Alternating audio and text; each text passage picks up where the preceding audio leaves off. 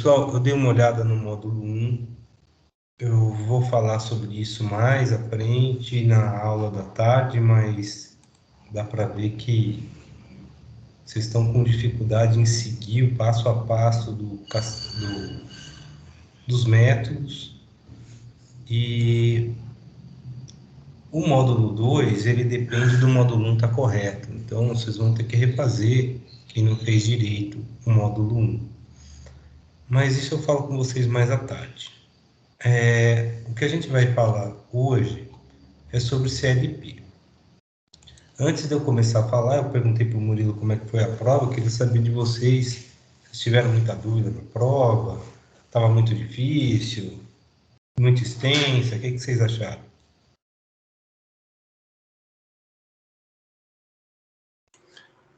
Eu acho o tamanho coerente, porque foi de até 1,10, né? Aí deu tempo suficiente. Se fosse também de 20, vocês já seriam apertados. Isso para quem entendeu que podia entregar até meio de 10. Nicolas, pode falar.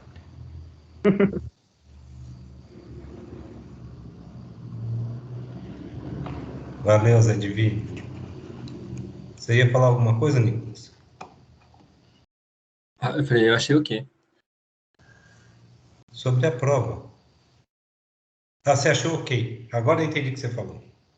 Eu concordo com o Thales também. Valeu, João. Eu acho que a prova estava bem coerente com a lista de exercício, até com os módulos que a gente passou.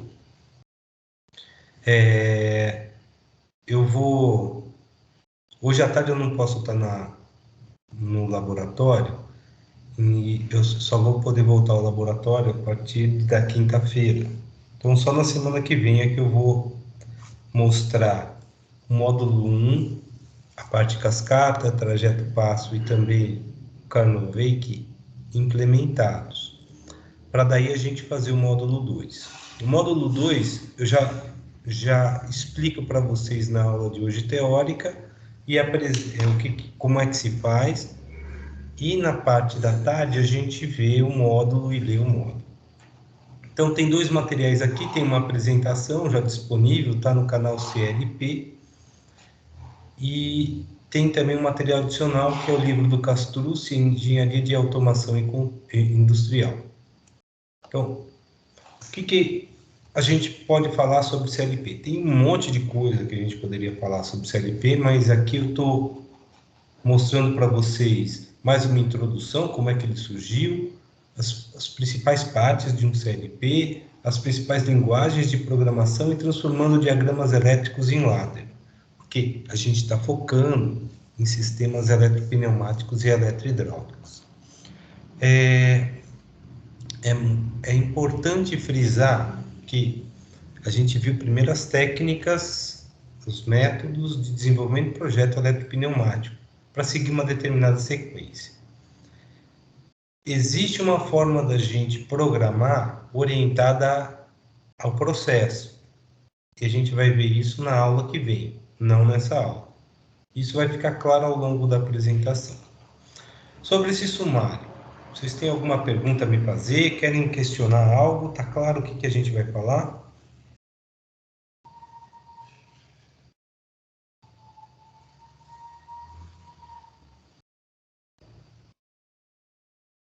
Ok. Então, a definição do IEC sobre CLP, vou ler com vocês, é um sistema eletrônico operando digitalmente, projetado para uso em um ambiente industrial, que usa uma memória programável para armazenagem interna de instruções orientadas para o usuário, para implementar funções específicas, tais como lógica, sequencial, temporização, contagem e aritmética, para controlar, através de entradas e saídas digitais ou analógicas, vários tipos de máquinas ou processos. Dá para ver por essa definição o quão genérico é um CLP, já que a gente consegue colocar diversos tipos de lógica, sequências, temporizações, contagens e aritméticas e relacionar entradas e saídas. O CLP e seus periféricos associados são projetados para serem facilmente integráveis em um sistema de controle industrial e facilmente usados em todas as suas funções previstas. O CLP, ele se alicerça justamente em ser um elemento genérico, ou seja, pode ser aplicado em qualquer ambiente. Isso faz com que ele tenha um caráter universal. E, normalmente, as soluções de automação, elas começaram sendo tecnologias proprietárias de determinadas empresas. O CLP vem contra isso, falando, olha, todos os elementos, todos os dispositivos devem conversar entre si, fazendo com que a pessoa não fique refém de um único fornecedor.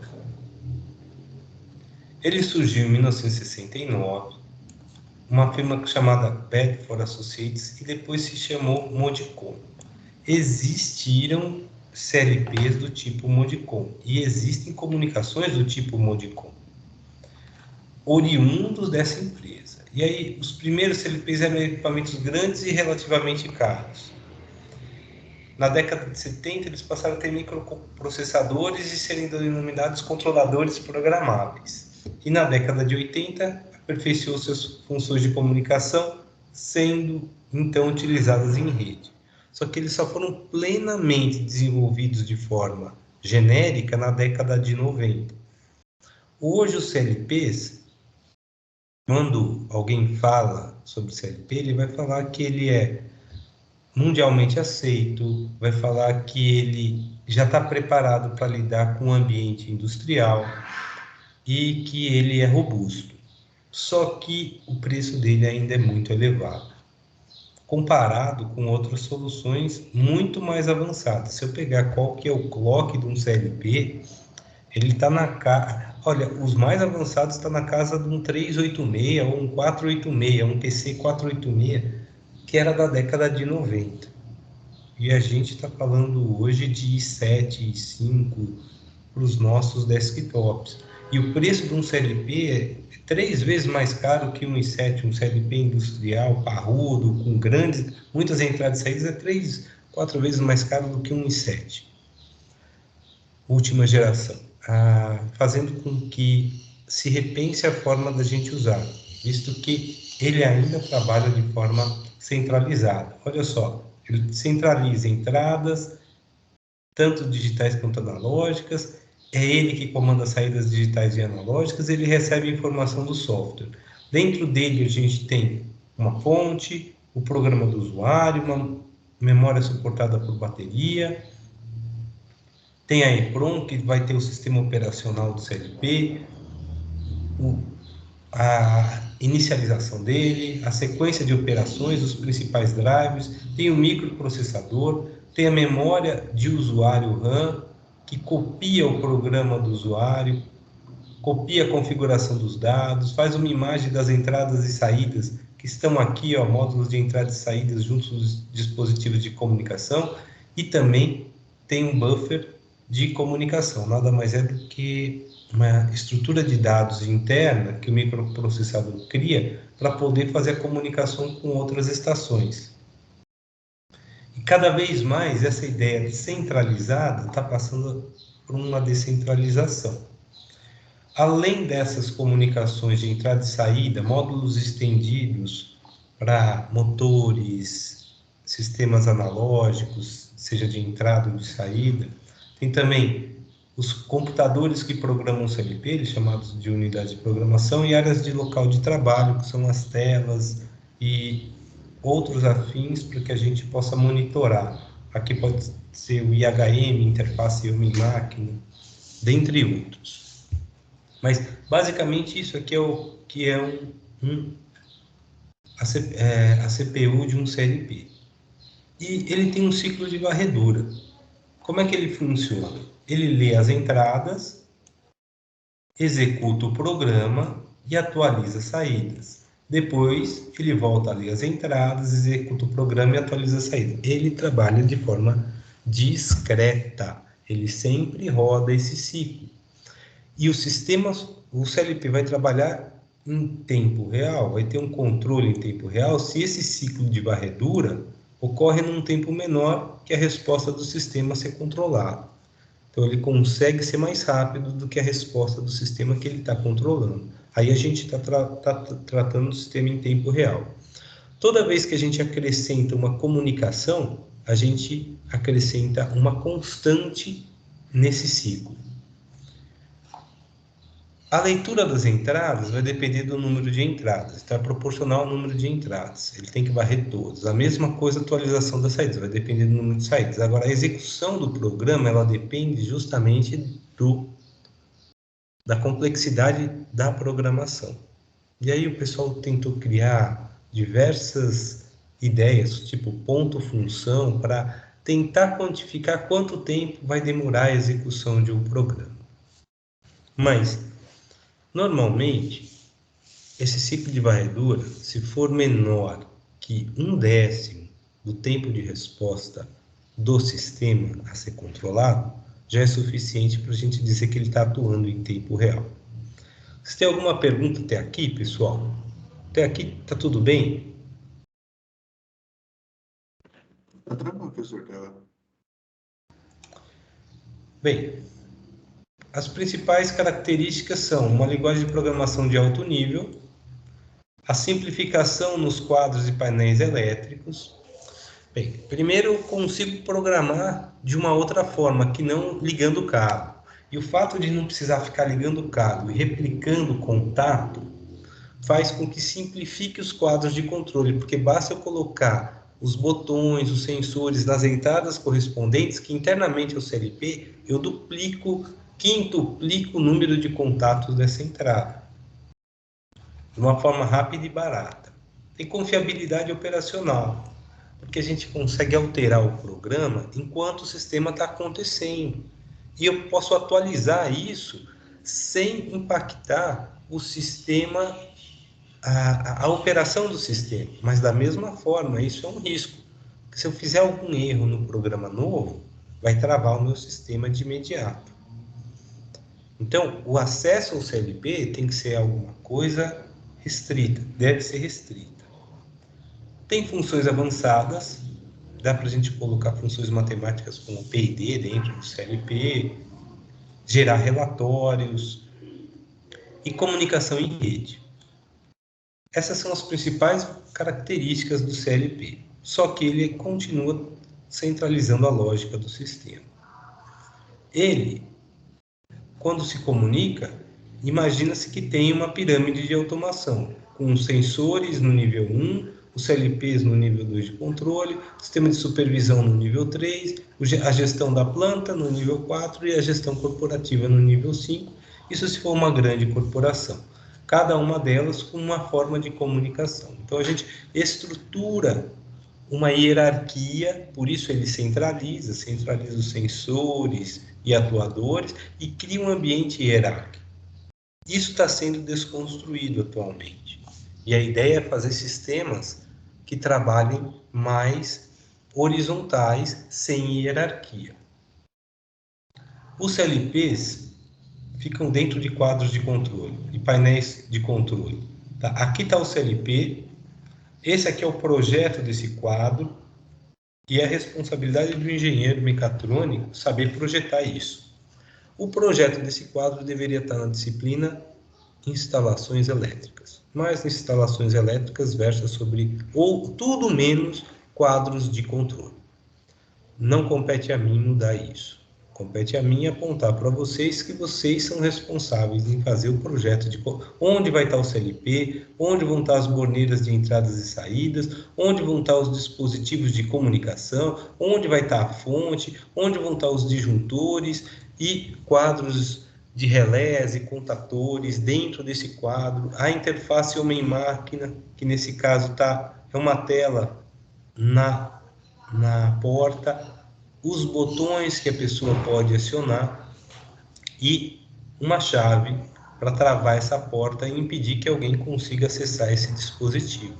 Visto que se ele conseguir acessar esse dispositivo com um cabo USB, micro USB ou USB, mini USB, ele consegue, com um CLP, tendo o software adequado do CLP, baixar, copiar o código que está lá, fazer alterações e gerar terrorismo dentro da empresa. Sobre CLP, eu encerro aqui. Vocês têm alguma dúvida sobre o que eu acabei de falar? Tudo bem? Tranquilo, Jean. Vou falar das linguagens de programação. Esse quadro mostra as principais linguagens. São 3 classes, tabulares, tipo tabela de decisão, que a gente fez no Carnovec. Está em desuso.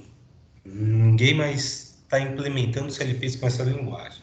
Tem linguagens textuais e linguagens gráficas. Cada vez mais o pessoal tende às gráficas, mas tem CLPs ainda textuais, que são listas de instrução e texto estruturado.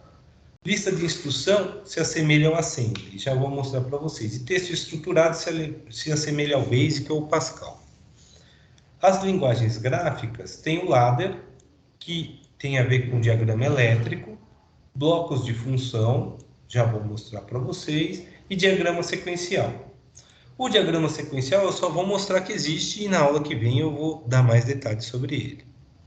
Ok? Então, esse é o quadro das linguagens. A lista de instrução. Tem um exemplo aqui, a saída O5 vai ser a entrada I1 e a entrada I2 negada e a entrada I3 ou a entrada I4. A lista de instrução seria load I1 ou carregue I1, I não I2, I3 ou I4, I7, O5. A saída vai ser O5. Coloque o resultado disso em O5. Tem tabelas com as principais funções da lista de instrução. E, como eu disse, parece uma linguagem assim. Ela é de difícil aprendizado, mas uma vez aprendido, você faz uma programação realmente enxuta. O texto estruturado é como se fosse uma linguagem Pascal ou Basic. O mesmo exemplo está aqui, ó, 5 é igual a I1, I não I2, I3 ou I4. E assim a gente chega no mesmo resultado. A linguagem ladder, ela se baseou nos circuitos de relés, nos contatos que assumem 2 estados, ligado ou desligado, fechado ou aberto, e representa, na grande maioria das vezes, variáveis booleanas. Então, toda vez que eu for tratar alguma variável que não seja booleana, eu deixo de usar o ladder e vou passar a usar, por exemplo, o bloco de função. A variável booleana assume 2 estados, verdadeiro ou falso. Então, uma das principais técnicas de programação foi chamada de linguagem de relés, ou ladder, que significa escada ou cascata, e essa técnica mantém os símbolos tradicionais do projeto de quadros de comando. Essa é a linguagem mais usada porque ela se assemelha aos projetos que vieram antes do CLP que os engenheiros elétricos e eletricistas faziam. Por isso ela foi a mais difundida. Aqui eu tenho um exemplo. Estou usando o software SPDSW que a gente vai usar no laboratório, para ficar mais claro para vocês. Então, eu estou usando as funções básicas do editor ladder, e nas funções básicas eu vou usar esses contatos e os relés. Contato normalmente aberto, um relé numa saída. Esse relé pode ser um relé interno ou pode ser uma saída digital do sistema. No CLP ESAP 900, O significa saída digital, I significa entrada digital. Então, são todas variáveis externas. Então, a entrada I0, quando acionada, liga a saída ao zero. Aqui a gente tem o 24 volts e aqui a gente tem o 0 volt. Então, aqui está o terra do sistema, e aqui está a alimentação. É como se fosse o diagrama elétrico, só que tombado. Ele foi girado no sentido anti-horário. Então, o circuito desliga é normalmente fechado, e é assim que ele é representado. O liga é o normalmente aberto, e é assim que ele é representado. Quando a gente pensa em montar lógicas, dá para a gente colocar a lógica OU, dá para colocar a lógica E para acionar uma determinada saída. E aqui eu começo a usar uma saída que não começa com O, começa com R. R, para esse CLP, são as variáveis lógicas internas, ou posições de memória interna do CLP, e posições booleanas, como se fossem relés internos e lógicos. Então, I5 ou I6 podem ligar R1. I5 e I6 ligam R2. E a gente consegue também colocar lógica de selo. Olha só, I3 aciona, I4 desliga, e R0, que é o relé lógico que está aqui, mantém ele ligado. Então, assim a gente consegue colocar as lógicas que a gente fez no diagrama elétrico, mas agora para um CLP. Até aqui, tá claro, gente, como é que a gente faz isso? Sim, professor. À tarde, eu vou abrir o SPDSW, vou mostrar o site onde está, e é com ele que vocês vão trabalhar no módulo 2. Bloco de função, ou function block, são meios de programação que permitem especificar algoritmos ou conjuntos de ações aplicados aos dados de entrada. Na verdade, o bloco de função é como se a gente estivesse chamando uma função interna já pré-programada. E aí eu não preciso fazer toda a lógica booleana ou não booleana, inteira, real. O bloco de função já foi pré-programado. E são ideais para realizar algoritmos do tipo PID, controle proporcional integrativo e derivativo, contadores, filtros e lógica booleana. Os blocos mais avançados permitem os seguintes programas: operações numéricas, deslocamento ou transferência, a gente muda uma variável por outra, operação com sequência de bits, a gente acrescenta bits, retira bits, seleciona esses bits, faz comparação, processamento de caracteres, conversão de tipos de códigos, operações de flip-flop, já vou explicar o que é, contador, contar quantas vezes tal botão foi acionado, temporizador, ele aciona por tanto tempo, depois de tanto tempo ele aciona, e comunicação. Regras de controle dinâmicos, como atraso, média, diferença, monitoração, PID, etc. Os principais blocos de controle que a gente vai trabalhar. Primeiro é o relé de tempo. Ele tem esse código aqui, TMR, em cima do bloco de função. A gente tem que colocar uma variável inteira, interna do CLP, no caso, começa com M, e essa aqui é a M0000. Ela é vazia, porque é ela que conta o tempo e vai contar até um tempo informado. E a gente informa tempo através de constantes. Constantes inteiras começam com K, por isso eu estou usando um K0000. E eu atribuí um valor para esse K000. Depois eu mostro para vocês como é que a gente faz isso. O I5, quando acionado, faz esse relé contar o tempo. O I6, toda vez que isso aqui é acionado, quer dizer, se eu apertar o I6, eu desligo isso daqui. Se eu soltar o I6, eu ligo isso daqui e esse cara reseta o sistema, tá? Então, isso aqui vai fazer sentido dependendo da lógica de programação que eu fizer. E uma vez contado o tempo, ele aciona a saída e na saída a gente tem o R1. Então, isso aqui é um relé de tempo no SPDSW. Tá na função básica. É esse Tzinho aqui que sobe, tá vendo? Ele espera um tempo para ligar. E 5 tem que estar acionado um tempo suficiente para esse sistema poder ligar. Tem outros tipos de relés aqui. E o relé do tipo flip-flop, que é esse daqui, toda vez que essa entrada for pressionada, ele altera o estado do relé R4. Isso aqui resolve, por exemplo, a questão do Carnot-Wake que eu passei para vocês. Se a gente for fazer a Carnot-Wake de forma analógica no quadro, vocês vão ver que ela não consegue ser feita. Mas com um relé do tipo flip-flop, oscilador, a gente consegue fazer isso. E aqui a gente tem outras funções de movimento e comparação. Movimentando uma variável, por exemplo, M2 para M3, faz M3 igual a M2. Adicionando uma constante em M3, gerando M4. E comparando M4 com o M0, se eles forem iguais, ele aciona a saída e aciona R6. Então, a gente consegue colocar esses blocos de funções e eles já são funções pré-programadas dentro do CLP.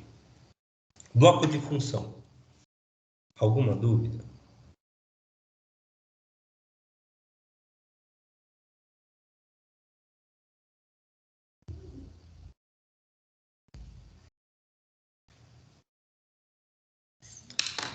Quando vocês forem fazer o módulo 2, vocês vão ter dúvidas. Basta entrar em contato via chat que eu esclareço vocês.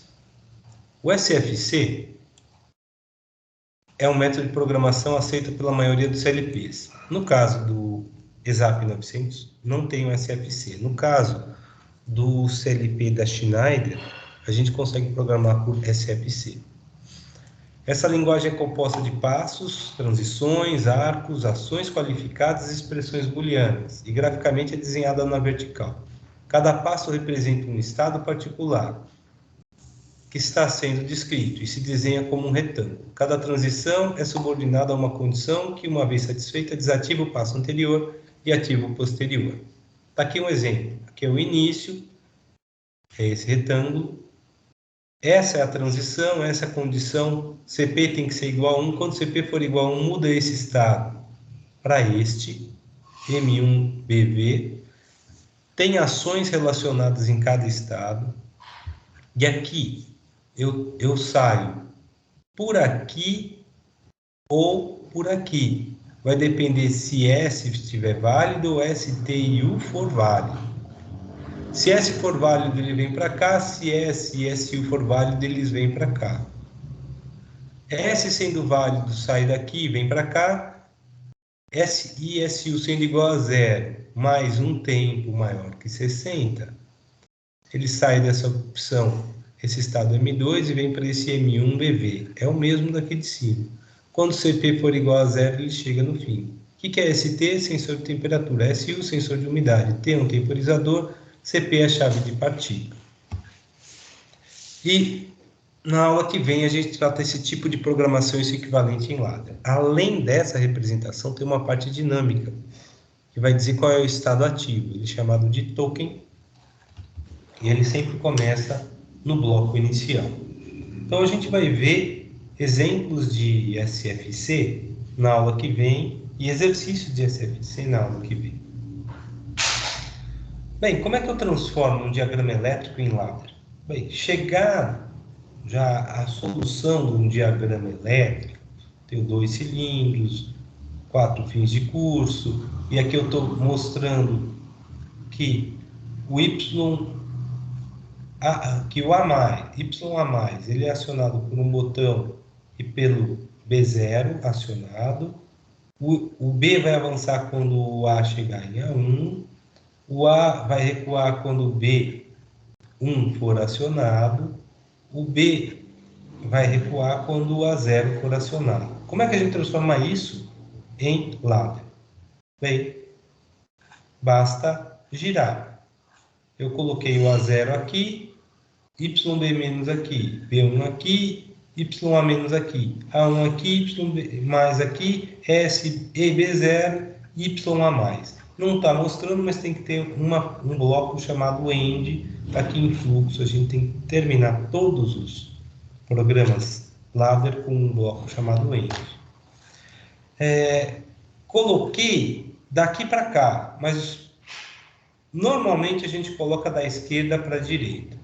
Eu girei no sentido anti-horário. Não vai fazer diferença, porque essas lógicas, elas são atribuições muito claras. Isso sendo válido, ele vai acionar o A+. O A+ atingindo A1 vai acionar o B+. O B1 sendo atingido vai acionar o A-. O A0 sendo atingido vai acionar o B-. E a gente faz com que o programa, que antes estava num quadro de relé, funcione dentro de um CLP. Se eu quiser mudar essa lógica, basta mudar esse programa por dentro. Se eu quiser mudar essa lógica aqui, eu tenho que mudar toda a forma como eu liguei os cabeamentos. Por isso que fica mais simples e mais prático fazer toda a programação em CLPs do que usando diagrama de relés, quadros elétricos. Então, era isso que eu queria mostrar para vocês hoje, essa introdução a CLPs. Tem muita informação sobre CLP. Eu estou recomendando o livro do Castrucci, está disponível aqui para vocês. O Cícero de Moraes e o Plínio Castrucci fizeram esse livro de Engenharia de Automação Industrial, e a gente está lidando com um capítulo que está falando sobre controladores programáveis, é o capítulo 2, tá? E aqui mostra o histórico, a arquitetura, especificações de controladores, introdução à linguagem de programação, tem 2 anexos e exercícios propostos, tá? Já falei um pouco sobre a linguagem ladder, as instruções de comando e blocos de funções, tá? E a gente vai ver sobre SFCs. No caso, eles falam aqui sobre redes de Petri, para explicar o que é um SFC, tá? A gente não vai ver redes de Petri nessa disciplina, mas essa parte de automação de hardware e software, ela é bem adequada para a gente ler. Ok, pessoal? Alguma dúvida?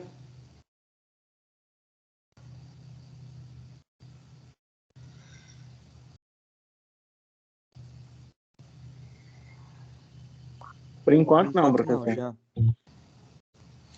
Ó, gente, já está disponível para vocês, aqui em Automação Industrial, no módulo 2, o módulo da tarde, tá? Eu não sei quem é que vai poder estar aqui. Eu já tinha colocado.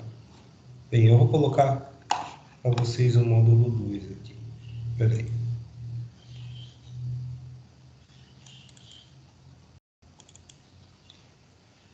Módulo 2.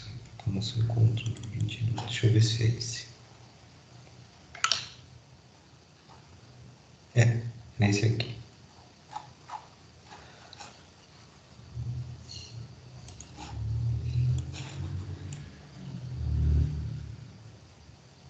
Então, hoje à tarde a gente vai ver esse módulo, tá? Se vocês já quiserem ir dando uma lida, e as atividades vai ser repetir os exercícios do módulo 1 que vocês fizeram e colocar todos no programa do SPDSW. Colocar tudo em ladder, tá? Então, à tarde, às 14h eu volto para falar sobre isso com vocês. Se vocês tiverem alguma dúvida, quiserem falar alguma coisa agora, fiquem à vontade.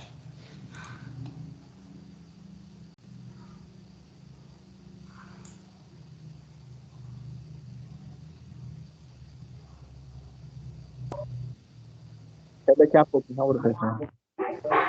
Gente, estou parando a gravação.